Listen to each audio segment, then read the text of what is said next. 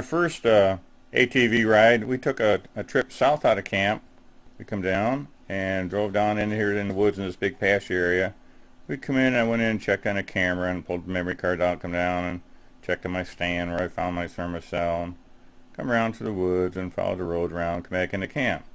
Then the second trip we went out, we went west. We come out, come in through here, and I looked at the stand in here, and we come around and I went back in here and checked on my friend's stand and this food plot. And we followed this road kind of south and over here through some woods and a little ditch, and come back and come over and check the stand over here, then come out, and we followed this road all the way back to camp. Well, this trip we're going to head north. We're going to come out of our camp and go across the little bridge, and we're going to follow this levee up. We're going to go all the way up here, follow the canal, and we'll come up here and we'll stop at this spillway.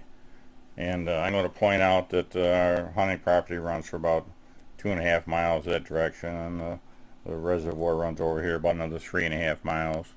And we'll continue on, drive another mile up here, and on the way I'll point out where my feeder is and where this hunting area is. There's about 250 acres over here.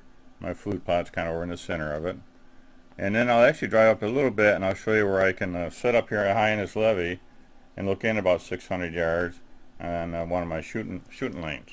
And while we're up in that area, I'll point out that the farthest corner of our hunting property up here north is about 2 3/4 miles up there. We won't go up there on this trip, but I'll drop in and we'll go in here and we'll check on my feeder, and we'll come back in here through the woods and check on my cameras and stuff back here, do a little ride around. Then we'll come back out and pause up and we'll head back to camp. And that will be our 10-mile ride for the day. I hope you enjoy it. Well, we're going to take another ride today. We're going to go over and check the cameras by my food plot and reset the one camera into a video mode. And it is chilly. January 8th, let's see, middle 50s, wind blowing 20-25 mile an hour, and I'm going to be driving with the wind right in my face, so isn't that going to be pleasant? But it's 1 o'clock in the afternoon. I got to get over there and do this because I plan on hunting there this evening. So away we go.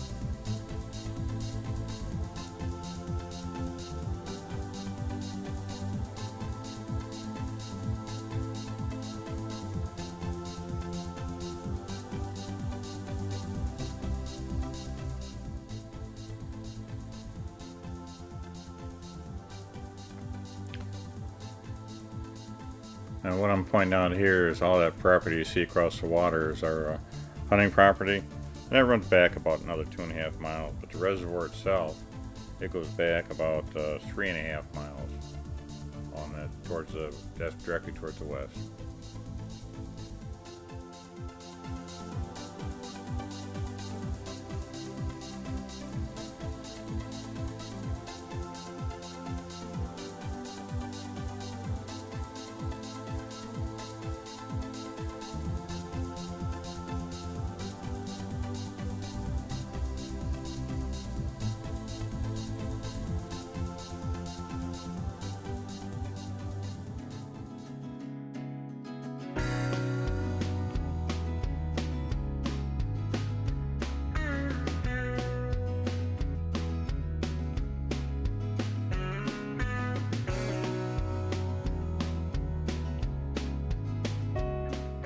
As I pull up to this structure in front of us here, and there again I'm pointing out how far the reservoir goes back, about 3.5 miles.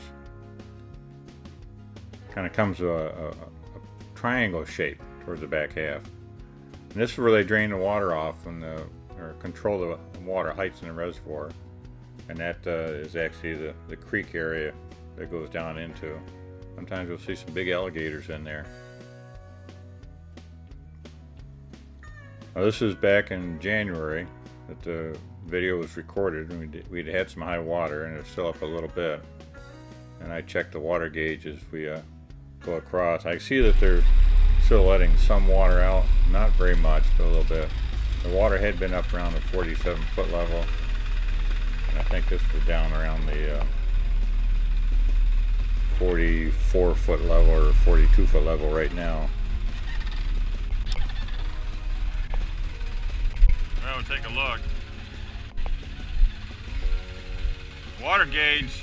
That's the water gauge. That's 43 feet. Go by is mounted there into the concrete. The water, when we had our flooding at Thanksgiving time, was almost 47 feet. 1, 2, 3, it's about 3.5 feet higher.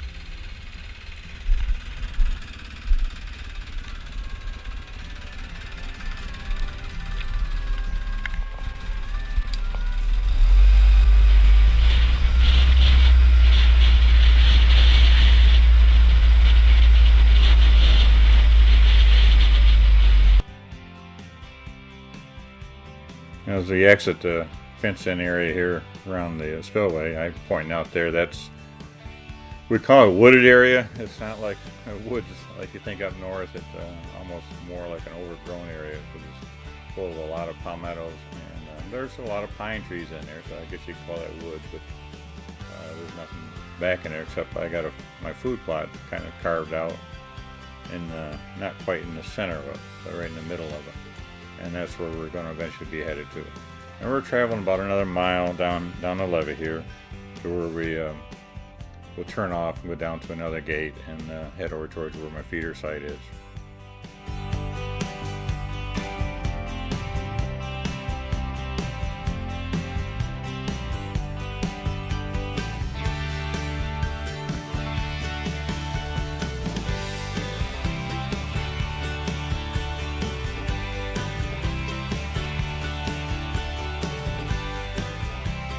I'm kind of pointing out the location of where my feeder is back in the woods. Is probably from that point a good 400 or 500 yards.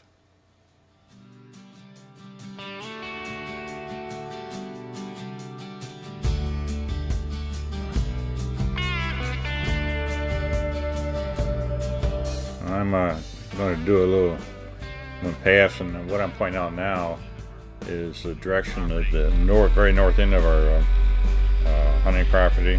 It's another 2.5 miles up into that direction. 2.5, 2 3/4 miles. I'm gonna do a little loop now. A lot of times I'll come in and I'll park on top of the levee up here, and I've got a shooting lane mowed in through that pasture, and it'd probably be very difficult to see on your small screen unless you had it on a big screen TV, but we're about 600 yards away from my feeder. So I can sit up there in the evening with a pair of binoculars and we can kind of relax, and when we see some wild hogs come in, then we can determine which way the wind's blowing and kind of stalk back in and see see if there's one in there we want to harvest. You might wonder what that silt barrier is doing along the top of that levee. Well, they've got plans to do some renovation on it, and in the process there was a lot of gopher tortoise holes along there. In fact, this one, about a half-mile stretch, they were doing a test section. They had counted 70 holes, so they're out there trying to trap them. And then after they trapped them, they would dig up the holes and tunnels and refill them in. And I went up there one day. One of the holes they had dug up, they had measured it, was 45 feet long. That's how far down deep that those gopher tortoises will travel. So they had, I think, trapped about one for every 2 holes that they had found. Then they have to relocate them, because gopher tortoises are protected here in Florida. So they had to find a receiving piece of property and relocate them down there further south in Florida here.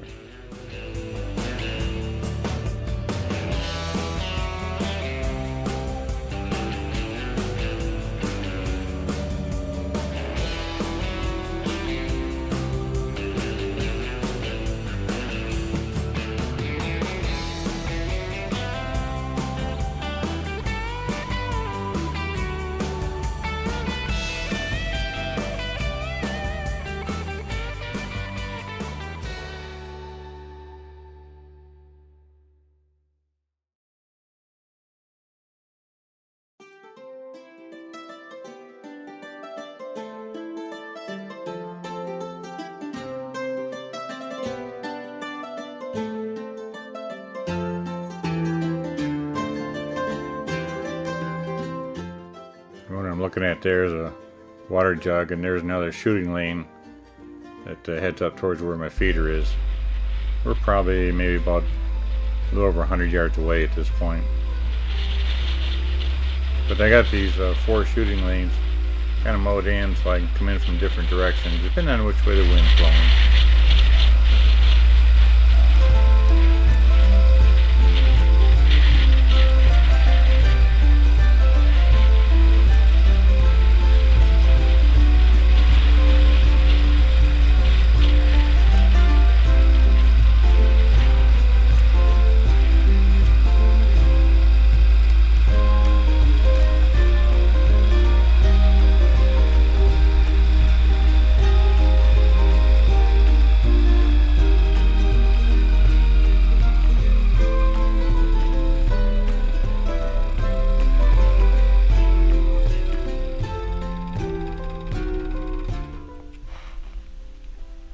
Hunting stand.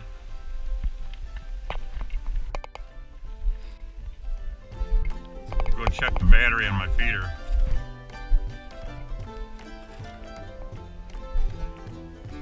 This here is just to keep the cows from coming in. The pigs and turkeys, they just run under. The deer, if they want to, they can jump over.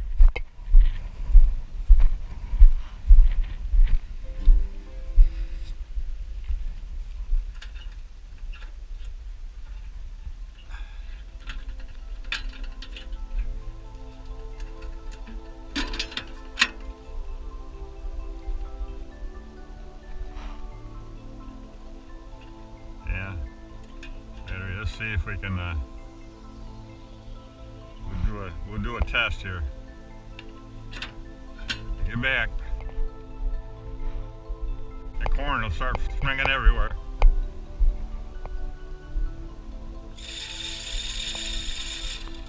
There it goes. That's all it does.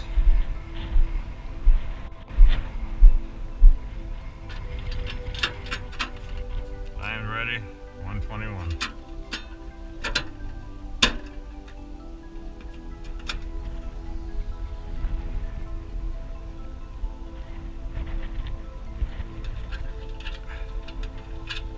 Okay.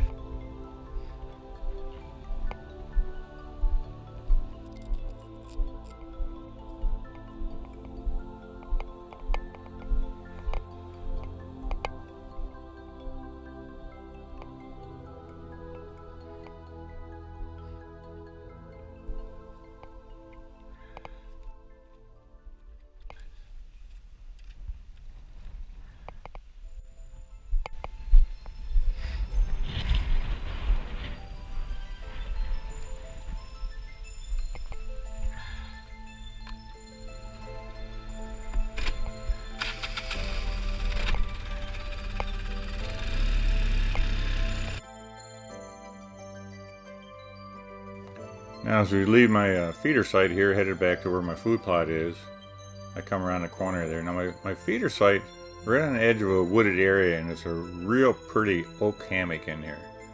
And I get around the corner here, and I said, well, we'll take a little ride through there, and you'll get to see what kind of sort of woods looks like.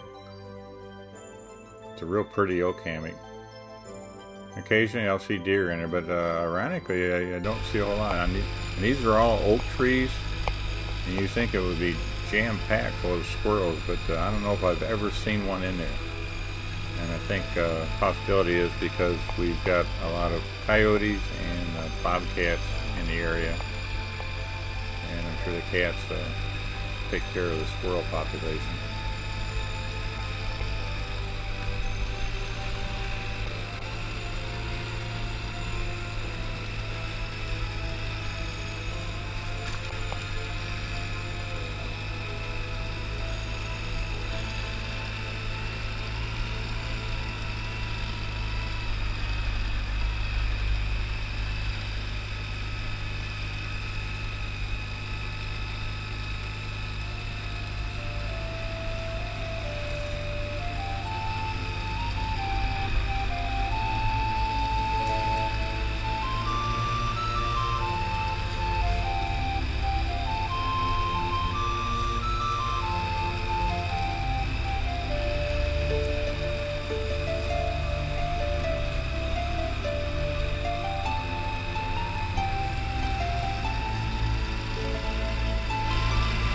Here's our road.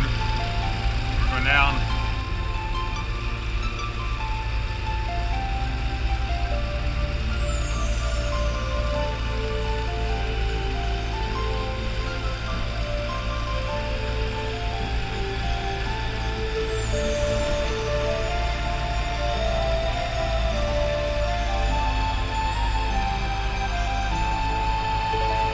This area here on the right, that's where I park.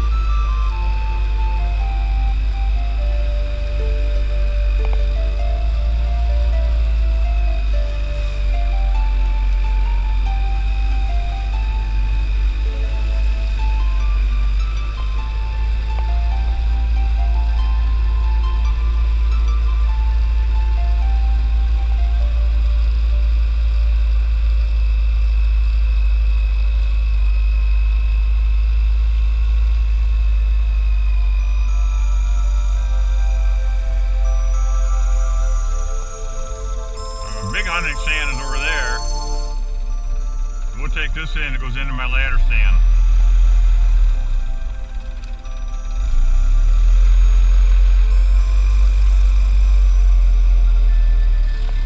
I can also go in that way.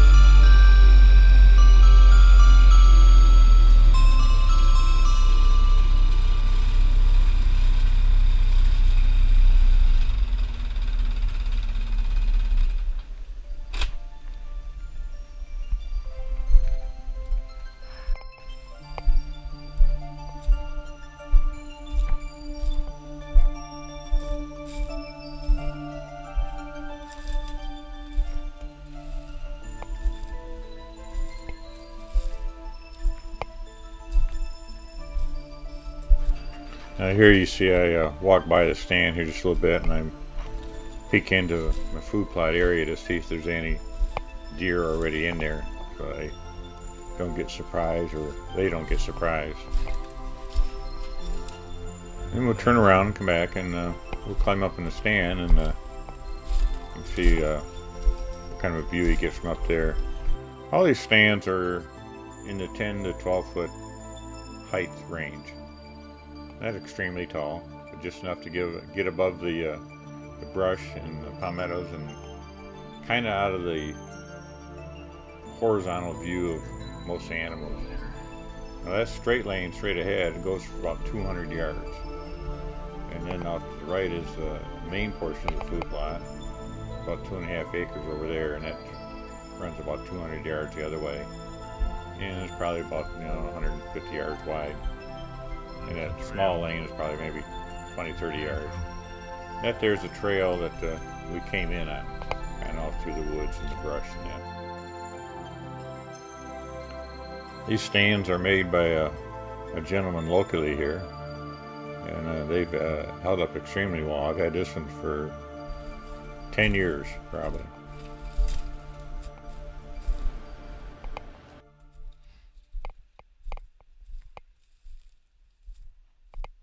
And we'll go back out and we'll cross this little kind of homemade bridge and use my little homemade barbed wire fence spreader made out of a piece of PVC pipe. I just cut a couple notches in the end of it so it'll catch the wire, and I can easily on a 4-strand wire I put it on the second wire up, step on it, and then just pull the second wire down up and hook it in the top notch, and I can just easily just step right through. Okay. My camera. There's my camera head on the post. I try to get the cameras set up so they're facing north, so that in the winter, spring, and this time of year, the sun is further south, and so if I get the cameras facing north, I got a pretty good chance I won't get a lot of sun glare into them. Well, as it turns out, my batteries died in my camera, so I had to close it back up, and I had to come back another time with some fresh batteries. So I take a little walk, and what I'm looking for is kind of in the bare areas here, where the water kind of rushed out. I'm looking for tracks to see what kind of animals may have been through there. And I spot one or two there, and I think I'll point them out in a second.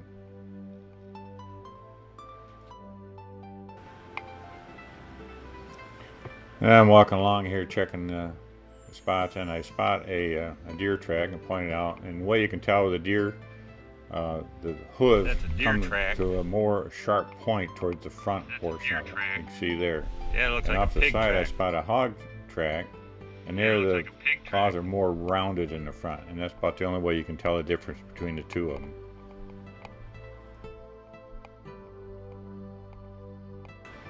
And there's my homemade barbed wire fence spreader I made out of a piece of PVC pipe, and it sure makes things easier to getting through barbed wire fences. You don't have to try and climb over them or hold the wires apart while you crawl through them.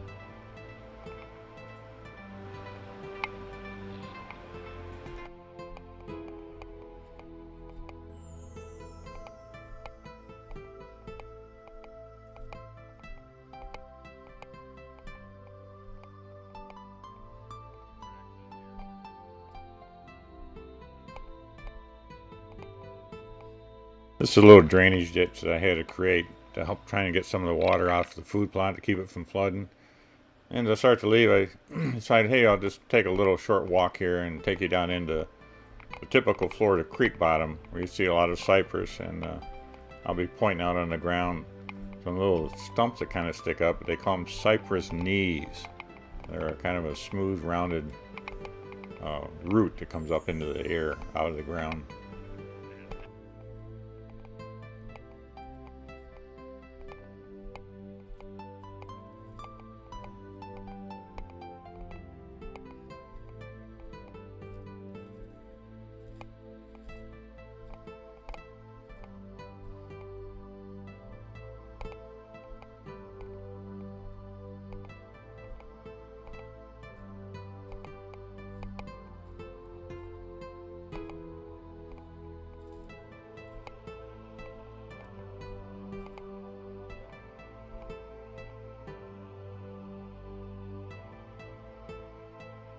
You can, and just give you a quick little look back here in a we would call it creek bottom, and you see all the cypress trees. And I'm pointing out these little stubs that stick up out of the ground. They actually call them cypress knees.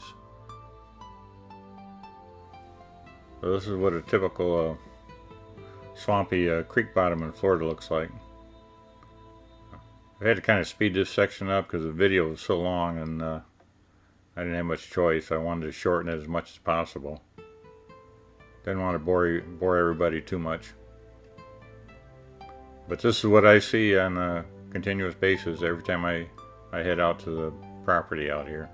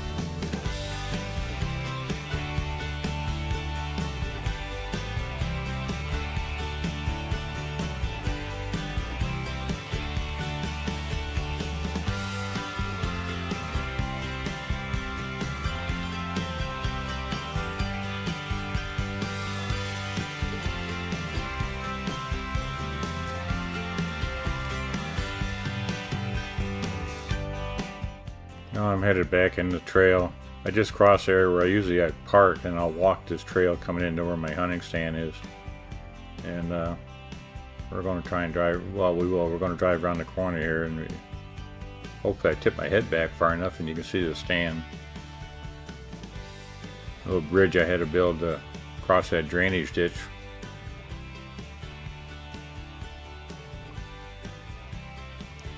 We're going to swing back around and come around to the gate where we can drive into go over and check my camera.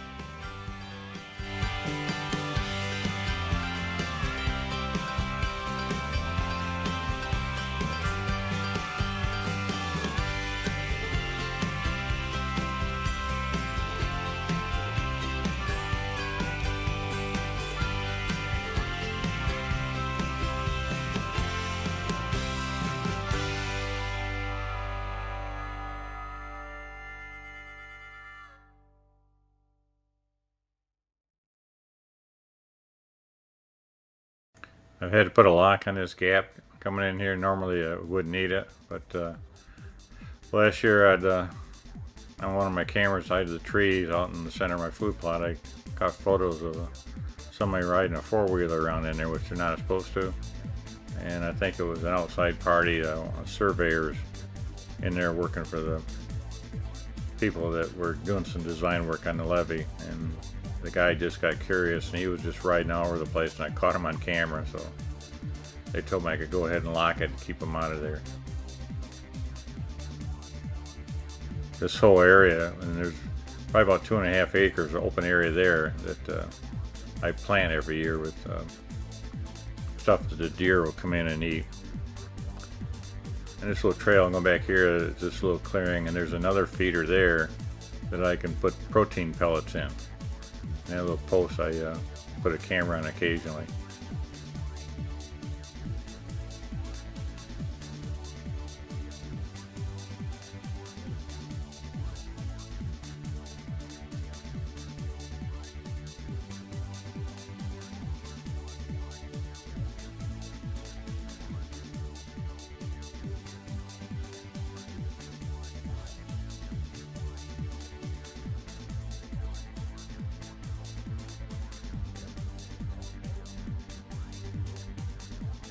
I would put some whole kernel corn in there. You can see how it's like a gravity feeder that comes down and goes out into those three little snouts kind of sticking out, little pipes. And this is where my other camera is.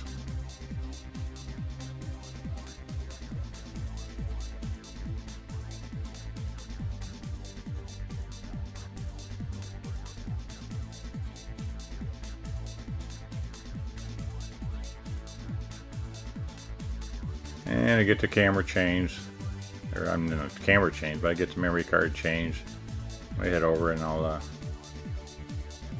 there's a feeder if I turn, so I got a path cut through all them palmettos, and then my big hunting blind is, I don't know, maybe 50, 100 yards off the other way. And when we leave, come out of here, we're going to actually go around and drive by that stand, and you might get a better look at what it looks like.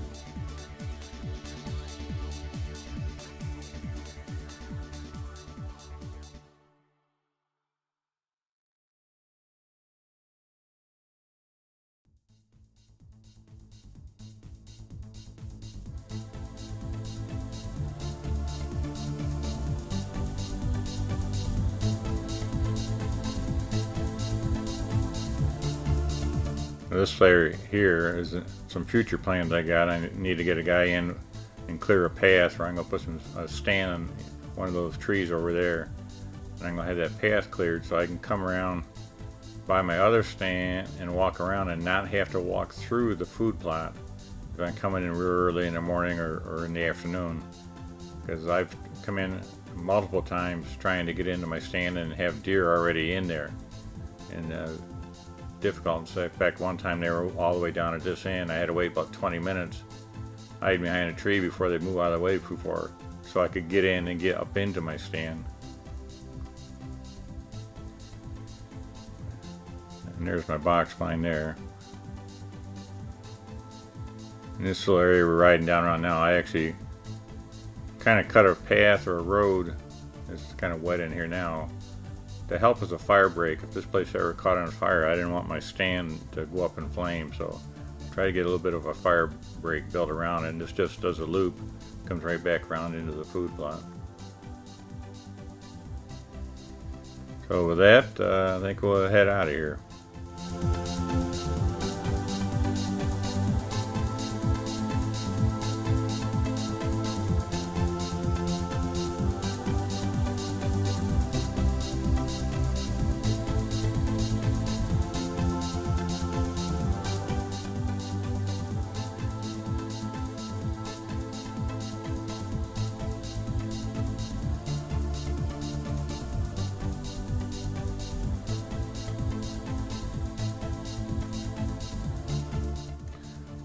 Again, the video was recorded back in early January. This is late April now when I'm posting it on YouTube here.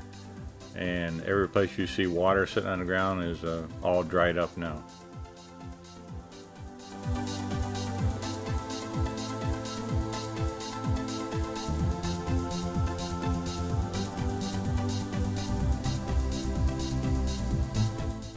We've had an abnormally wet January, February, March time this year, wetter than I'd ever seen in the 15 years that I've been out here on this property. Usually this time of year everything is dried up.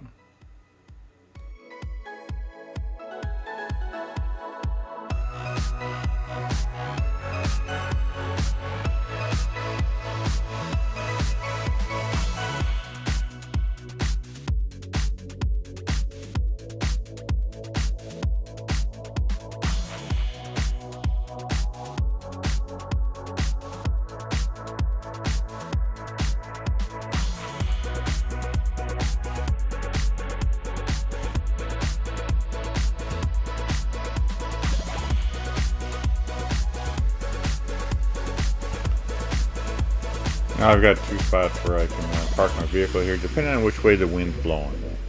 If it's blowing kind of out of the west toward the food plot, I can park here. Then I got a little path, roadway or whatever, back to the woods, and that's what I'm driving here, where I can actually drive my vehicle in and park it at that parking spot, or park at the other end, and I can walk over to where other hunting blind is at my feeder site.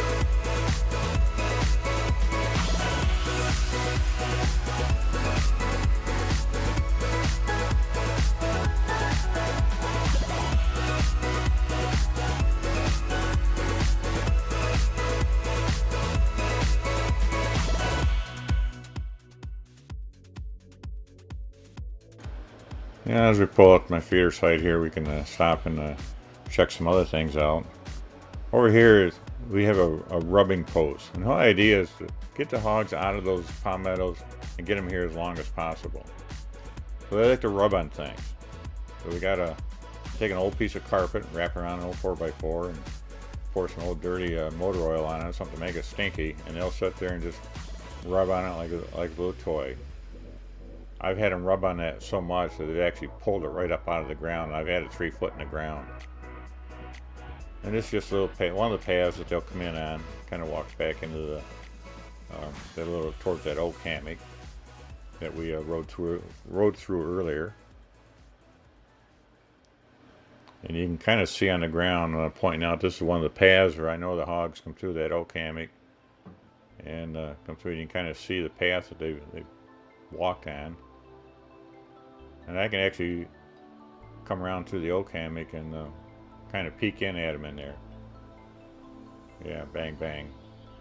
And back in the oaks back there is we're all set up for a turkey blind.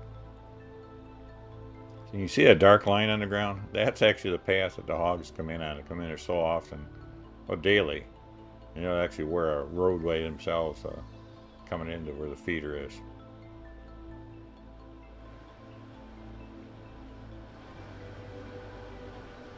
You can kind of see, I'm pointing out the other shooting lanes that go off in different directions. There's 4 of them kind of fan out. That allows me, depending on which way the wind's blowing, that I could actually come through those pastures that's got that tall, they call it broom sage grass, and then get in close.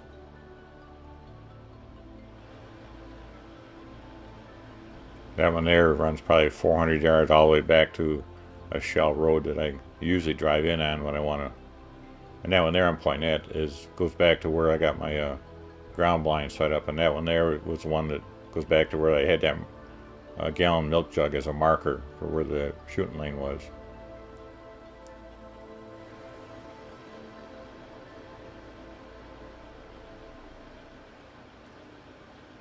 And we'll go through my little homemade gate here that I made out of a hog panel and fence staples. This is actually the very first hunting blind I ever built.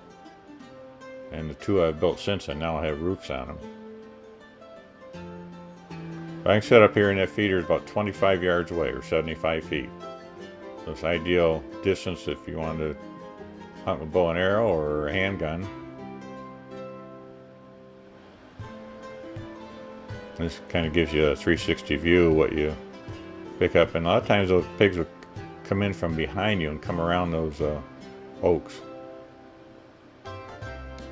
You have to be careful. A lot depends on which way the wind's blowing, because they'll catch your scent and they'll spook them, and away they'll go.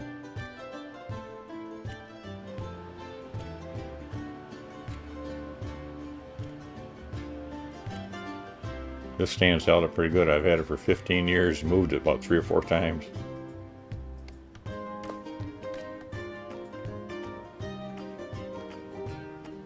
Yeah, there you can see how I built the fence. Just bent the wire down, put a couple of fence staples, makes a nice little gate, and keeps the cattle away from the stand from rubbing all over it.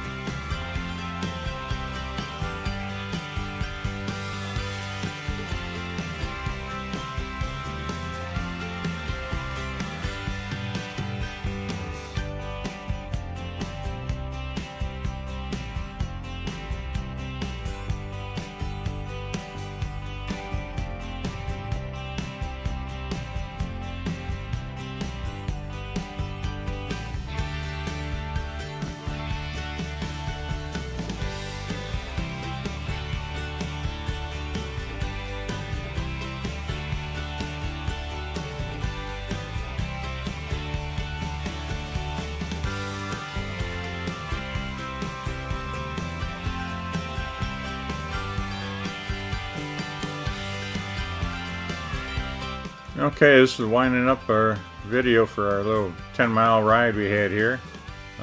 If you like it, please give me a thumbs up, hit the little like button, and please subscribe. I've got more videos just like this that I'm going to be putting together and posting up later.